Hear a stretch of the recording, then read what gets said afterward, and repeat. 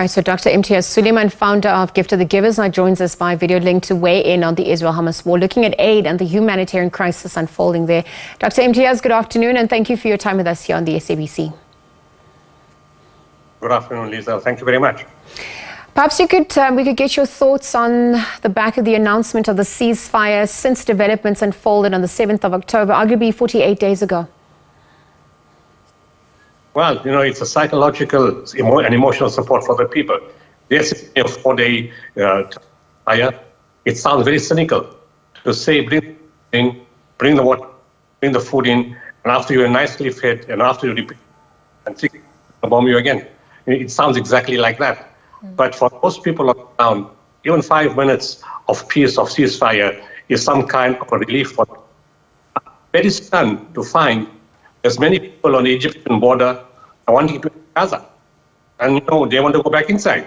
And these are people who have been outside the country before the war and want to go back desperately to know where the family members are, what's happened to homes, who's alive, who's away, who's injured. Because, of course, communication systems have been totally disrupted. There's a mega chaos of the bombing everywhere. You're caught up in total disorder, so you can't concentrate on inside, never mind on the outside.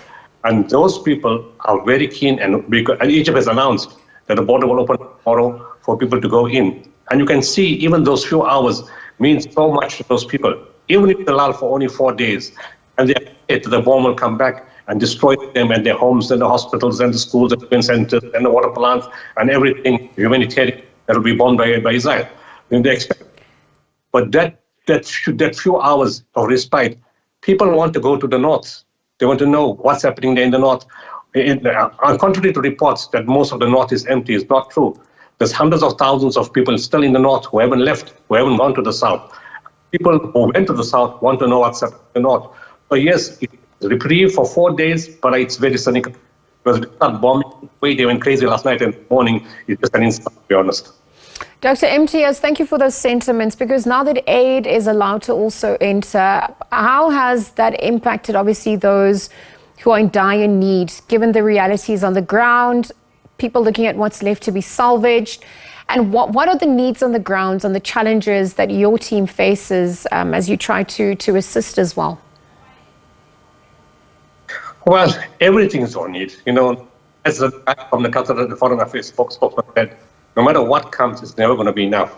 Remember, they're talking about 300 trucks per day.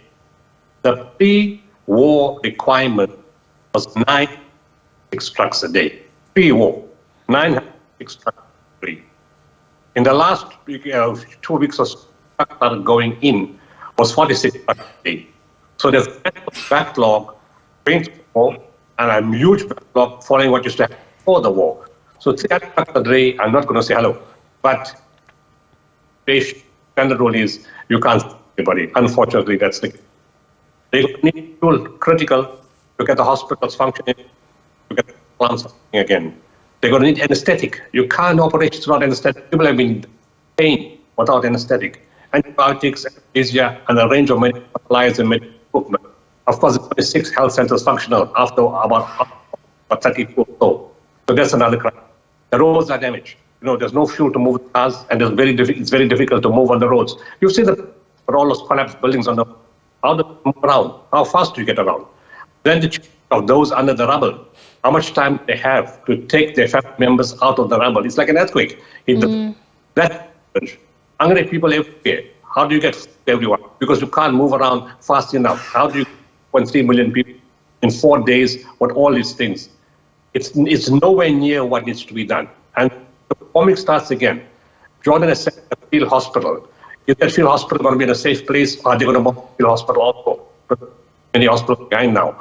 What happens then? What happens to water there? What happens to hygiene needs? It is raining. It's cold. The rules don't allow you. Israel does not allow you to bring tents in. So people stay in the open air. So there's no shelter for them. Cold. They need clothing. They need hot drinks. All these things are just 4 days. No, but whatever happens, as some sort of reprieve for those people. So, and so in lieu of the developments, we're obviously looking at safety now being a big concern, and we're wondering how your team has adapted since Ahmed Abbasi had passed away, how his family's doing, And with safety coming to the fore, the concerns about, regarding that, how has that affected operations under these circumstances as well?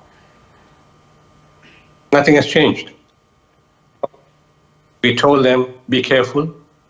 And it's not stupid to save a place in Gaza. What safe place? We predicted that some of them would die.